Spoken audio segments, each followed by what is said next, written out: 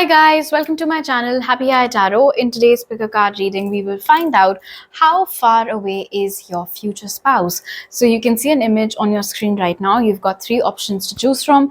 Feel free to pause the video over here, meditate on all your options, pick whichever one calls out to you the most. You'll find the timestamps in the comment section as well as in the description box below. So make your choice and let's get started. Hello group 1, if you guys chose the first image in this reading, we are taking a look at how far away is your future spouse. So we'll take a look at three things in this reading. First, any timeline indicators that we might get about when might you meet this person. Second, any clues we might get about your future spouse. And third, anything that you need to heal or work upon or align with before meeting this person. So let's get right into it, group 1. Spirit, when will group 1 meet their future spouse? We have the Queen of Swords. When will group 1 meet their future spouse? Queen of Wands. When will group 1 meet their future spouse? And Judgment.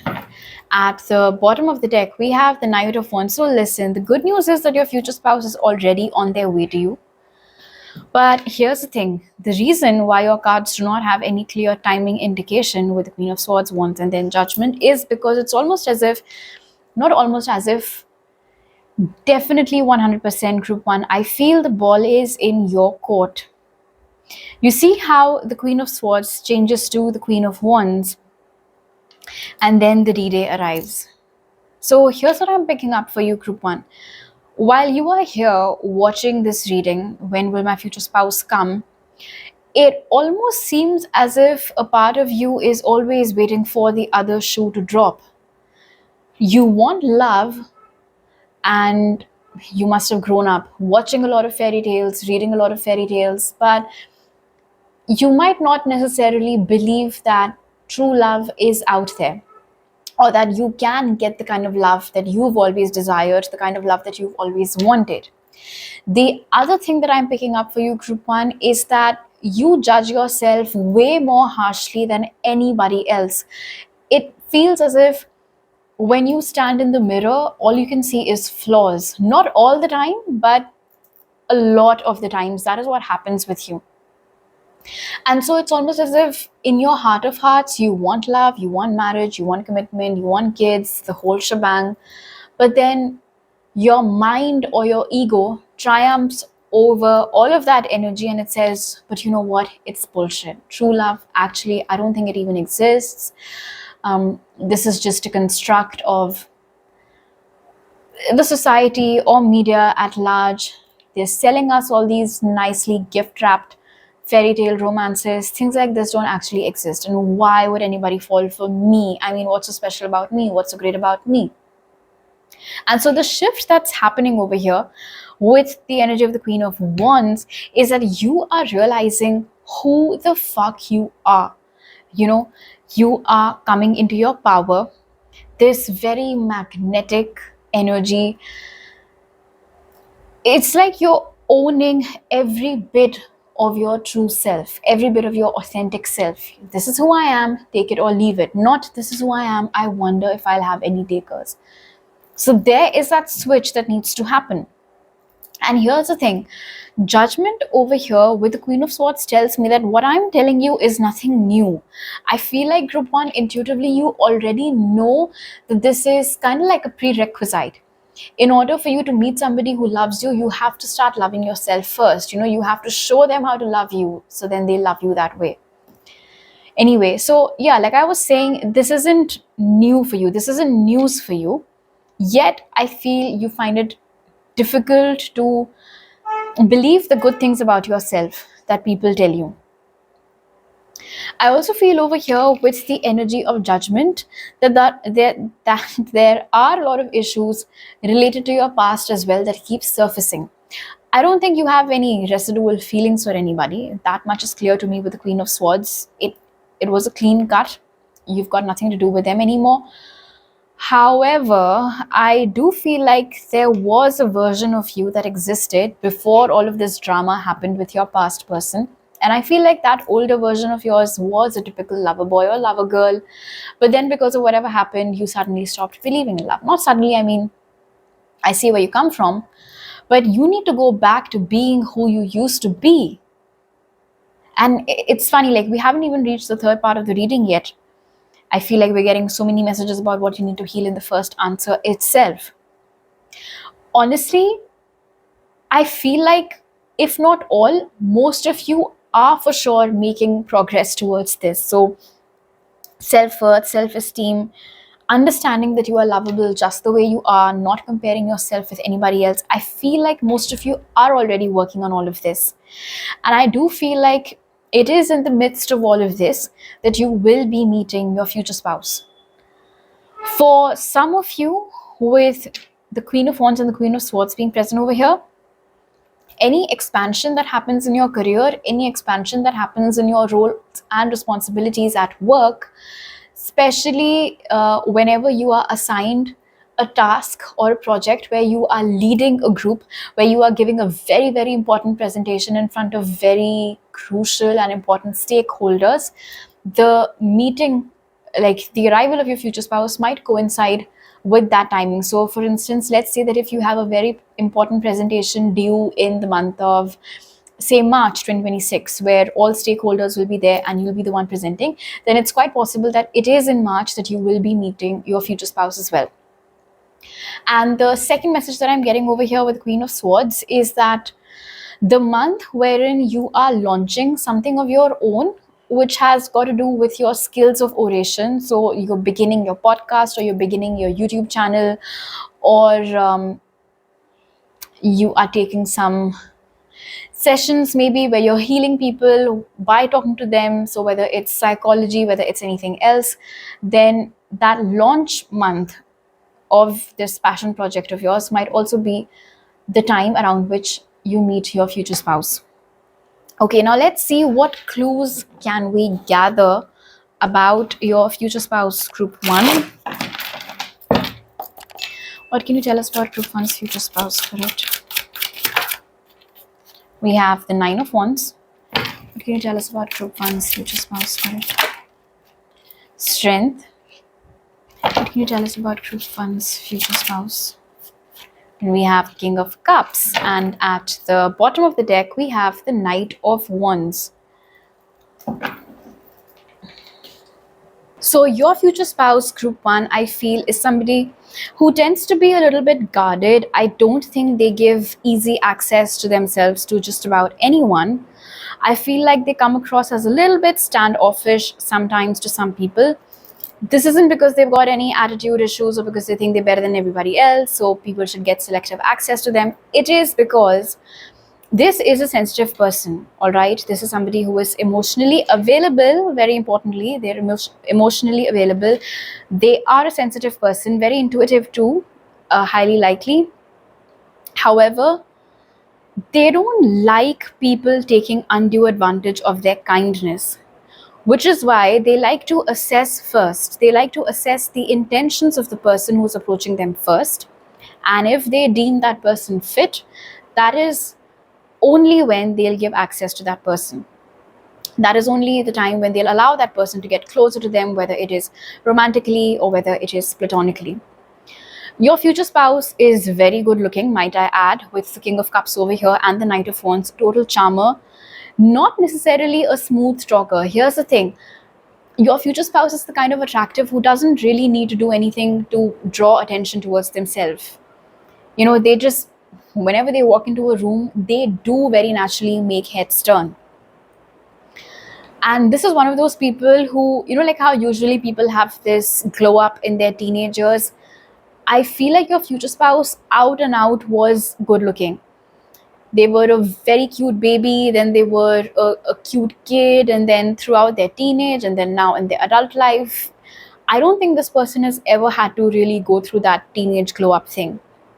Your future spouse is a very determined individual as well. Once they have made up their mind about something, rarely, if ever, will they go back on it. A man of his words, which is also very important. I feel like your future spouse is not the kind of person who makes empty promises. They know how to deliver. They walk that talk. Also, your future spouse is not the kind of person to give up in the face of adversity. Whether it is them who's going through some difficulty, God forbid, or let's say that if it is you who's going through a bit of a sticky situation, they won't back away and run in the opposite direction. They're not going to leave you stranded. They will stay right beside you. They will be with you through thick and thin, in the actual sense of the term. The chemistry between you guys will be absolutely amazing. In fact, with the Knight of Wands being present over here and strength, I feel that even though this future spouse of yours is very picky with regards to, who gets access to them for, of course, their own reasons, but I feel like they won't be able to keep their defenses that strong when it comes to you, Group 1. It's like when it comes to you, they'll just melt, they won't, I feel like they won't be able, they won't even, look at me, they will not even consciously realize that the defenses have dropped, that you've already taken control or possessed their, all of their senses. Before they know it, they'll be gone. They would have surrendered. And I feel like when that realization slaps them out of nowhere, that'll be the first moment when they realize that, so with you are somebody special, and with you it can lead to something special.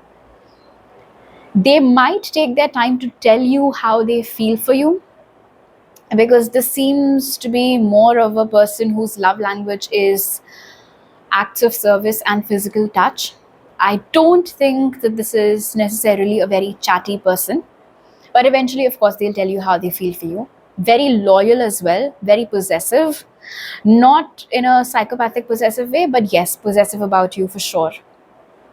Self-assured, so I'm not picking up on any jealousy. So they won't be jealous of you talking to other people, but yes, they will be possessive.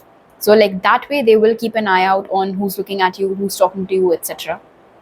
Okay, now Group 1, let's see, is there anything else other than what we picked up earlier in the first answer that you might need to heal or work upon before you meet this lovely spouse of yours? Spirit, what does Group 1 need to heal or align before meeting their future spouse? We have the Page of Wands. What does Group 1 need to heal or align before meeting their future spouse? We have the Ten of Swords. What does Group 1 need to heal or align before meeting their future spouse? And we have the Three of Swords. At the bottom of the deck, we have the Ace of Swords. All right.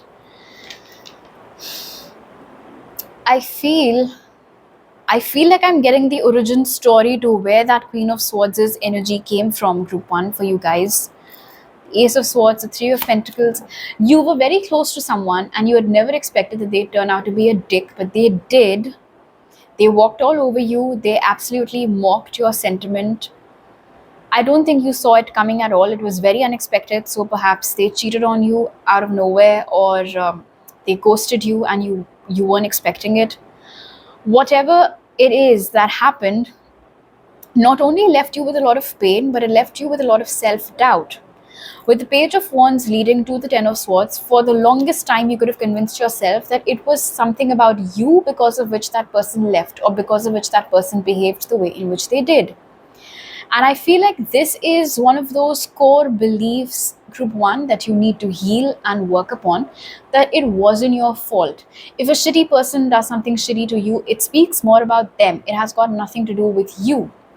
This actually is very much in alignment with the story that I shared the other day on my Instagram, that if somebody does something bad to you, it does not mean that there's something wrong with you. It means that that's a bad person. It's as simple as that. You don't need to beat yourself up about it. And I know it's easier said than done, and I also know that it's going to take you time, but this is what you need to work on. Also, with the Page of Wands over here and the Three of Swords, I feel like you hesitate to get close to somebody. You hesitate to really explore your dating life because at the back of your mind, you're always worried that it'll end in an absolute disaster. So if you find yourself telling yourself many times that, oh, I just know this is not going to end well, I can feel it's not going to end well, that's not your intuition. That's your ego. That's a conditioned response. That's your fear talking. All right. So identifying that pattern, breaking that pattern, healing from that pattern is also needed, because I mean, you've seen how your future spouse is, right? They're not going to cause you any pain. They're emotionally very, very available, very loyal, very dedicated towards you, you know? So I feel like this time around, when your future spouse shows up, it'll be worth the risk that you take. But first, you have to get yourself to that mental state wherein you are okay taking that risk. Nobody else can take that leap of faith for you, right? Except you. So bringing yourself to that point where you're okay trusting a new person, where you're okay going with the flow, where you are okay with taking that risk. And of course, healing from your past and understanding that whatever happened with you had nothing to do with you. These are certain things you need to work upon, group one. All right, so these are all the messages that I have for you right now. If you like this reading, do give it a thumbs up. All the details to book a personal reading with me are given in the description box. If you are new to my channel, do not forget to subscribe. I'll see you guys next time. Bye. Hello group 2, if you guys chose the second image in this reading, we are taking a look at how far away is your future spouse. So we'll discover 3 things in this reading. First, we'll try to take a look at any timelines we might get around when you might meet your future spouse. Then we'll see who your future spouse is and any clues about them basically. And finally, we will see what it is that you need to heal or align with before meeting your future spouse. So let's begin. Group 2. Spirit, when will group 2 meet their future spouse? We have the Queen of Cups. When will group 2 meet their future spouse? The Fool. When will group 2 meet their future spouse? We have the Star in reverse. And at the bottom of the deck, we have the Knight of Wands and the Magician. Your manifestation is coming, but it's coming in a form you aren't really expecting, group 2. So firstly, let me make it very clear with the first card over here being the Queen of Cups, that you will absolutely love whoever your future spouse is. The way they are, the kind of a person that they are, there's nothing about them that you won't like. The only thing over here with the Star being in reverse is that right now, if you have this very rigid checklist, oh, he looks like this or she looks like this or whatever else it is, they might not necessarily be exactly that. Which is why I said it is the gift that you want, but it's just gift wrapped differently. So you might, I honestly, I don't think you'll have any issues with it as such, but well, it is what it is. I don't think you would have expected to fall as hard for your future spouse as quickly actually as you will with the energy of the Knight of Wands over here and then the Fool. I feel like you always tell yourself that, unless and until I know somebody really well, I can't, go on extended dates with them. I cannot go on continuous dates with them, whatever it is. And I feel like all of these rules that you've made for yourself around dating and relationships will go for a toss when you meet your future spouse. There's just something about them. It's like they lure you out of your, the walls that you've built. They come and they just crumble all of them. And it feels good. It does not feel like a shock. You like it. You like how it feels. You like the fact that somebody comes and so organically they take your hand and they just take you out of that, out of all of those limiting beliefs or this little sanctuary that you might have created for yourself. Your future spouse is a new person for sure. I do not think that it is anybody in your orbit right now. It's a new person you are yet to meet. Interestingly, with the energy of the Star being in reverse over here, I feel like your future spouse is somebody who you don't know, but a lot of people know them. All right. So for instance, this might be somebody who's quite popular on some corner of the internet, but that might not be an area of your interest, because of which you have no idea who this is, but they do seem to be popular. I mean, I'm not necessarily getting a very superstar celebrity energy over here, of course, but people know them. A lot of people know them. You, however, are blissfully unaware from what I can see. I also feel your future spouse might actually show up at a time when you are almost convinced that you will never meet them. All right, with the star being in reverse over here, it's like you've almost made peace with the fact that you might never meet somebody to your liking, and bam, that is when you meet this person. That is when they come in your life. They are coming with a very infectious energy towards you, group 2. It's, you cannot deny that they make you feel very excited. You know, you might be the kind of person who rolls their eyes looking at romantic scenes or looking at couples doing PDA, and before you know it, you will be one of them. That's what I'm picking up on for you very strongly. Now, as far as timing goes, February and March of 2026 are coming across very prominently.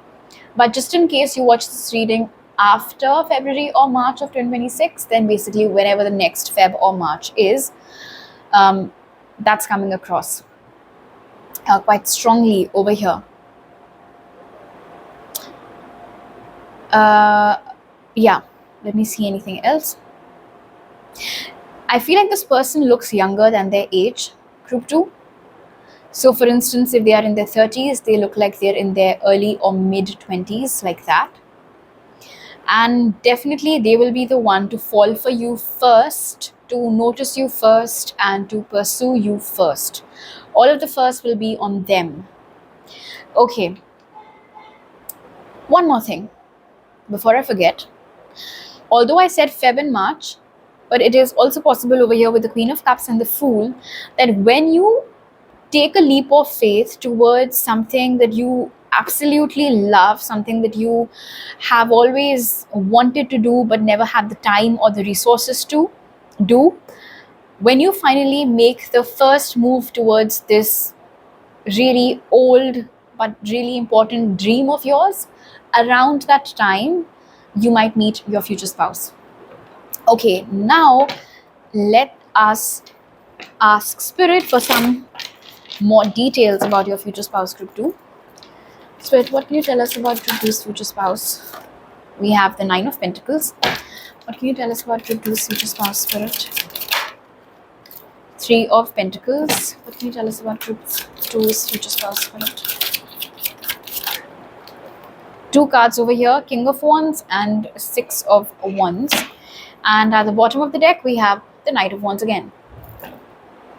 I mean, I think that is what it was the first time around, if I remember correctly. Anyway, so interestingly, with that Knight of Wands being at the bottom of the deck and now the King of Wands, here's what I'm hearing.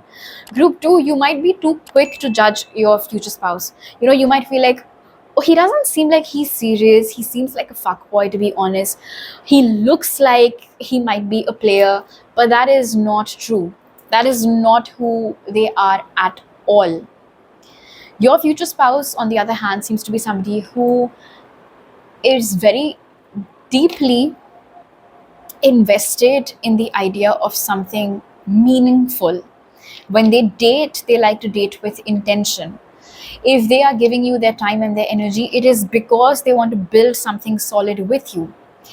If they are cementing their friendship with you first, it is because they know that something more long-lasting can be built on this foundation. Your future spouse is quite sought after. I do feel like they keep their circle small. So even though they're very popular and a lot of people want their time and their attention, they aren't very generous with it. I feel like they have a very small circle of friends who mean a lot to them, but then that's about it. Interestingly, I also feel like your future spouse has never been in a serious relationship, group 2, and it is quite possible that you will be the first and the last serious relationship of their life. Last because it'll end in marriage. That way. I also feel like your future spouse is aware of the effects that they have on people, so very cheeky that way. I mean, they know exactly why somebody is looking at them. They know exactly why somebody wants to get closer to them. And it does, of course, really massage their ego for sure, but it does not get to their head. You know, that does not happen. And can you blame them? I mean, it's very human. Obviously, if somebody compliments you for your looks, you'll also smile, like you'll feel good about yourself. But it's not like you let it get to your head and gloat or anything. So I don't think that's who they are. But yeah, they like the fact that people seem to be drawn towards them, but they are not superficial at all. This is a very self-made person, very successful career-wise. They're doing amazingly well. We have the Six of Wands, we have the Nine of Pentacles. So they are financially abundant, they are successful. They might have a business of their own. If it's a business, I feel like it's in partnership with some of these close friends of theirs. It does not have to be a business, of course. Whatever it is that they do, they are very skilled at it. They're very successful. I feel like your future spouse is one of those people who are born leaders. You just cannot tame them. You cannot put them in a box. They will say what they have to. They will go after whatever it is that they like. I do feel like your future spouse has a good mix of independence plus the ability to work with other people. So it's not like they're constantly seeking other people's approval or validation. They know how to make their own decisions. But if they have to work as a team, if they have to work with other people, if they have to take other people's opinions into consideration, they know how to do that as well. So I feel like this is one of those leaders who lead by example and not necessarily by bossing people around or ordering people around. A very, very, very dynamic person does not like to sit still at home. Not a homebody at all. They love traveling, love exploring different places. Their idea of fun, honestly, might be cycling or motorcycling, horse riding, polo, things like that.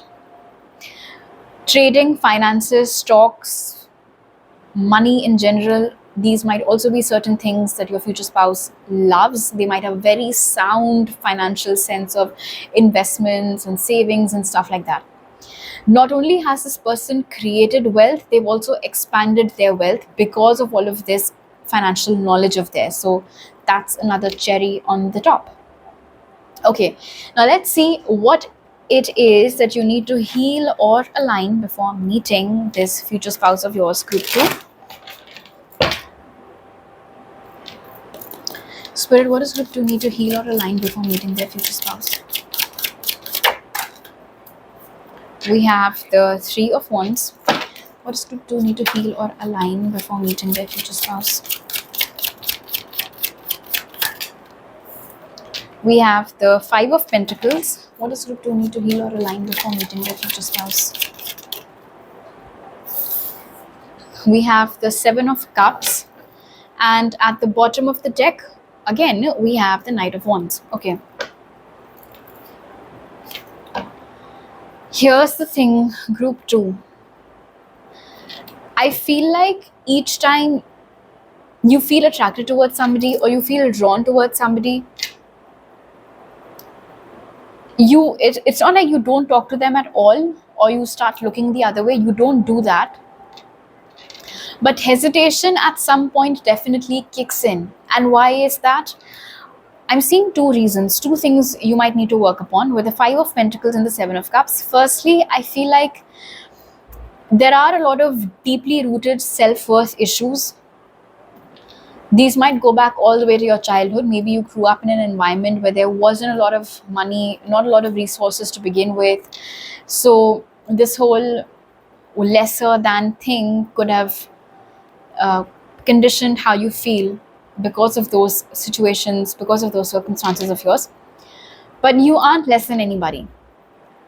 And how much money do you have, or how much money do you make, or how much money does your family have, definitely is not a criteria of who you are as a person or how good of a partner you'll turn out to be. So this belief, and for sure with the Three of Wands, it is a limiting belief. This is what you need to work upon. Your worth is not defined by how much money you have and how much money you make. All right. So that's the first thing. Second, with the Seven of Cups over here, I feel like you have a lot of misconceptions about. See, now this can vary. You would know best, of course. I'll just tell you whatever it is that I'm channeling. You either have misconceptions about how men are, you have misconceptions about love, you have misconceptions about what will be required of you once you enter into a relationship. And I feel like most of these are borrowed ideas, what you've seen in films, what you've seen on TV, what you've seen happening with couples around you. And so you think that that is true. You think that every guy will be like that. You think that every relationship will turn out to be like that. You feel like everybody will have to make those same sacrifices. But that might not necessarily be true for you. It's something that happens on a case to case basis. The more you have this kind of negative self-talk going on in your mind, it's almost as if you are reaffirming all of these things, to yourself, by saying things like, oh, rich people are like this, or men are like this, and the minute I enter into a relationship, I'll be required to make this sacrifice and that sacrifice. You're just reaffirming all of that. And so then naturally, when you do feel a pull towards somebody, there will be that hesitation. You will not be able to go all the way in, because these beliefs will start popping up in your mind here and there like different bubbles. So instead of telling yourself what to expect, just wait to see what's unfolding in front of you. That should help. All right, group 2. So these are all the messages that I have for you right now. If you like this reading, do give it a thumbs up. Let me know down in the comment section below. All the details to book a personal reading with me are given in the description box. If you are new to my channel, please don't forget to subscribe. I'll see you guys next time. Bye. Hello group 3, if you guys chose the third image, in this reading we are taking a look at how far away is your future spouse. So first we'll take a look at any timeline indicators, when might you meet this future spouse of yours. Then we'll take a look at certain clues about your future spouse to know who that is. And lastly, we'll take a look at anything you might need to heal or align with before meeting your future spouse. So let's get into it, group 3.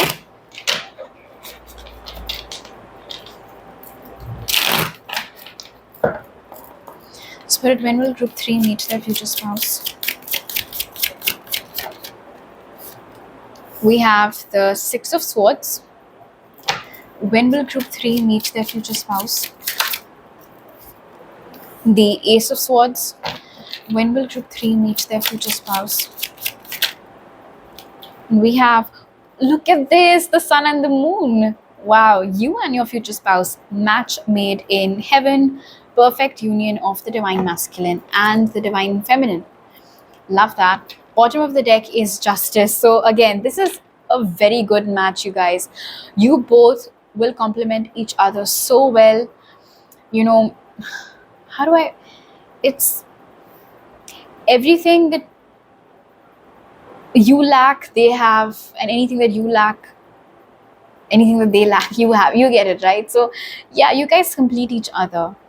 And it's so lovely. Very supportive of each other as well. A very well balanced union where it's not just one person who's doing everything. It's not just one person who's making all the sacrifices. It's not just one person who's doing all the compromising. That is not the kind of union that is going to happen. It's going to be very, very, very equal. Now, when are you going to meet this future spouse of yours? Have you heard people tell you in your personal readings or maybe in general readings that you've got too much of one energy and you need to balance it out with another energy?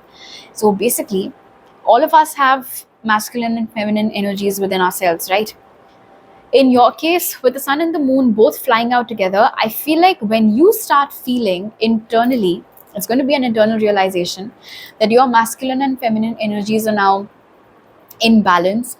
You have learned how to use both your head and your heart. You've learned how to work as well as rest. You've learned how to give as well as receive. Around that time, when this balance has been restored, is when you might meet your future spouse.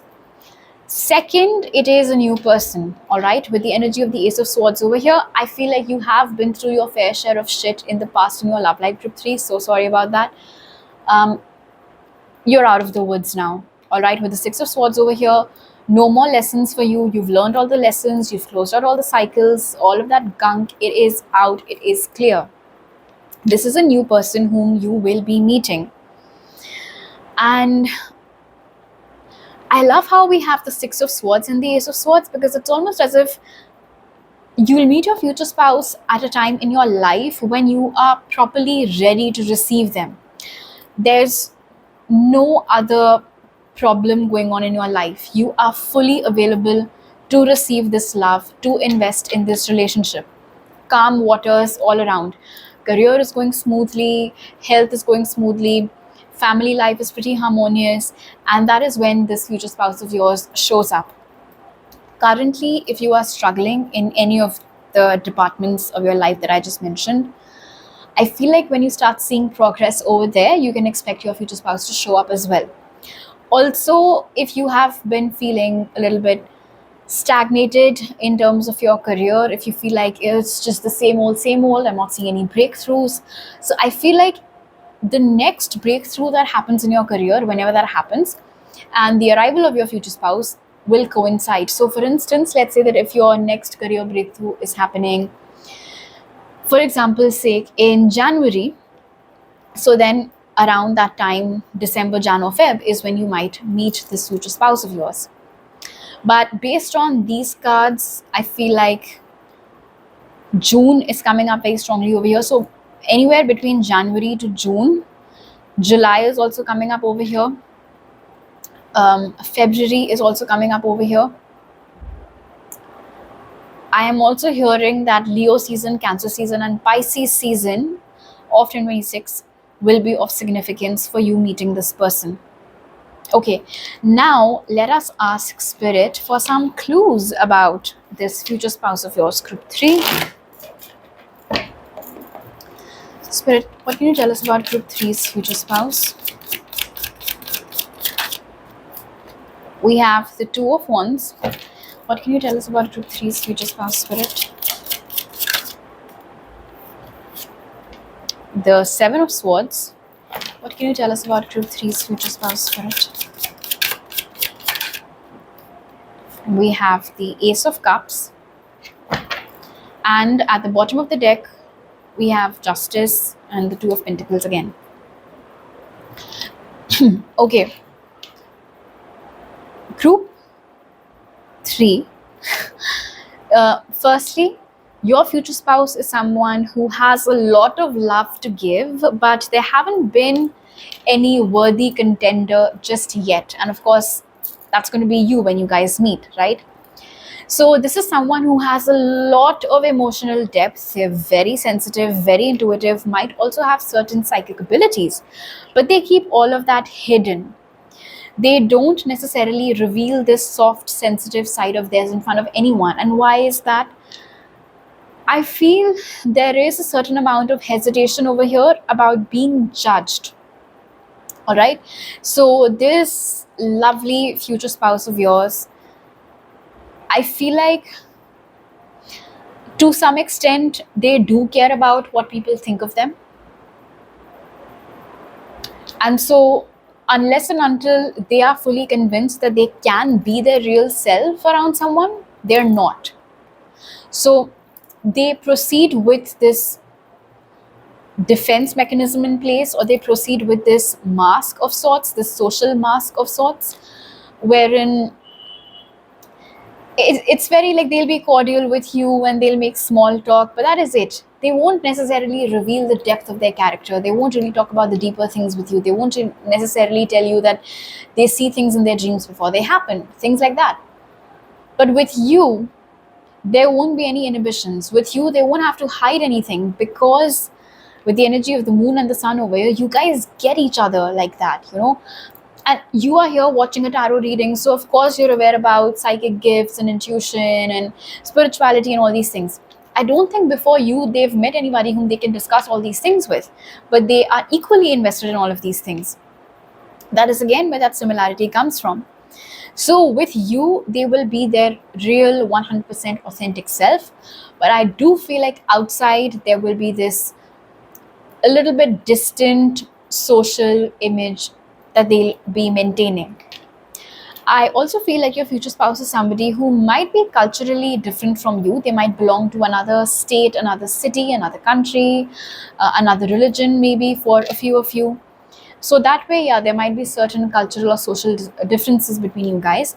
Of course, with the Ace of Cups over here, I don't see those playing into effect. Like, I don't see those having any negative effect in this union of yours. I also feel like your future spouse in general takes time to trust people. You know, like how there are some people who very easily trust others, and then there are some people who exercise caution and they like to be very sure before they can trust somebody with their secrets or with something else. So, your future spouse belongs to that second category of people. They do not easily trust somebody, especially with their secrets, especially with what's going on in their head or in their heart. So this is not a yapper, all right? Your future spouse is not a yapper. Group 3, you think that you can talk to them and they'll spill all the beans. That's not going to happen. This is not the kind of person that spills beans. Interestingly, however, with the Ace of Cups over here and the Two of Wands, and I feel like this is something that happens very often, but your future spouse finds it very irritating, but there's nothing they can do about it. It's like whenever they're trying to make small talk with someone, people just find your future spouse's energy so warm and so trustworthy that they start spilling all the tea. They start spilling all the beans. And I feel like they start kind of emotional dumping on your future spouse. And although your future spouse tries to act like this tough cookie on the outside, they don't really have the heart to tell somebody to shut up and, you know, not trauma dump on them. So most of the times they do face this. I am also getting a message that your future spouse is somebody whose social battery discharges rather quickly. So in a week, they can only meet people or like socialize just once, and that is it. Maybe for a few hours tops. This is not the kind of person who will be out partying all night. They find people very exhausting. All right, they find human interaction very exhausting. And I feel that is why with the Two of Wands over here, they're happy by themselves. Honestly, I feel like this is somebody, they're giving me these lone wolf energies, group 3. This is someone who loves their own company. This is somebody who can keep themselves entertained with the things that go on in their mind and anything else. They don't necessarily need somebody else to have a good time or, you know, to while away their time. Just them and a good book or whatever else their idea of fun might be, that is enough for this future spouse of yours. One more thing, with the Seven of Swords and the Ace of Cups, although your future spouse is naturally very suspicious of people, because you both are divine counterparts, when you come in each other's lives with the Ace of Cups over here, and this has been actually a recurring theme in the other two groups as well, it won't take much time for your future spouse to warm up to you. And it will leave people around them in disbelief. Because usually, like I told you, they're very guarded and they're very suspicious. But with you, from day one itself, they're so pally that people around them might find it a little difficult to digest, which is their problem, not yours. Now, let's see what is it that you need to heal or align with before meeting your future spouse, group 3.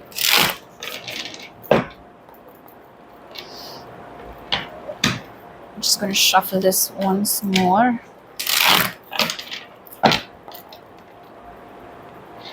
Spirit, what does group 3 need to heal or align before meeting their future spouse? We have Justice. What does group 3 need to heal or align before meeting their future spouse? We have Temperance. What does group 3 need to heal or align before meeting their future spouse? We have the High Priestess. You already know the answer, group 3. And we have the Knight of Swords. Okay.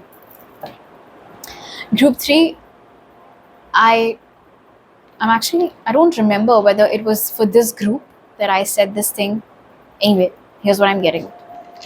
I feel group 3, for the longest time, you've had this belief that if you get into a relationship, you will be the one who will have to do all the work to keep the relationship afloat. And that's probably because with the energy of Temperance over here and then the Knight of Swords, and Death, in the past connections that you've had, that was actually the case. You were in fact the one who was keeping things afloat. You and the person stayed in touch for as long as you kept in touch from your side. Once you decided to pull back, the connection ended, right? So it's nothing, it's something that you feel is going to happen every time. You feel like each time you get into a relationship, it'll somehow become your responsibility to make sure that things keep running smoothly. But with your future spouse, that will not be the case. It will not be your responsibility alone. It is an equal partnership, it is an equal pairing, it is a pairing of divine counterparts coming together. So it won't be your task alone, it won't be your responsibility alone. They will put in equal energy, equal time, equal love, equal effort. So right now, when it comes to giving people a chance or entering into relationships, if you feel like, what's the point, I just keep meeting immature people, or what's the point, I just keep meeting people who, like, aren't ready to meet me where I'm at, then you need to snap out of that narration, because going forward, that is not what's going to happen. What's interesting is that with the high priestess being present over here underneath the Ace of Cups, when you meet your future spouse, intuitively you will know that they're different. They're different from the idiots you've been with in the past. But with Justice being present over here, you would still like to keep your wits around you. There's nothing wrong with that, of course. However, if from now itself your intuition has been pinging towards this one truth that, and I feel like I told you this in the beginning as well, that you've learned all your lessons, that gunk is gone, you don't have to repeat any such cycle again. Believe that. Believe what you intuitively know to be true, that the next person that comes in is your future spouse, and when they come in, no cycle from the past is going to repeat with them. The lessons have been learned, the karma has been cleared, it's all sorted. You and your future spouse will be on the same page. No less than, no more than, it's equal to. Okay, group 3. So these are all the messages that I have for you right now. If you like this reading, do give it a thumbs up. Let me know down in the comment section below. All the details to book a personal reading with me are given in the description box. Please don't forget to subscribe to my channel if you're new over here. I'll see you guys next time. Bye.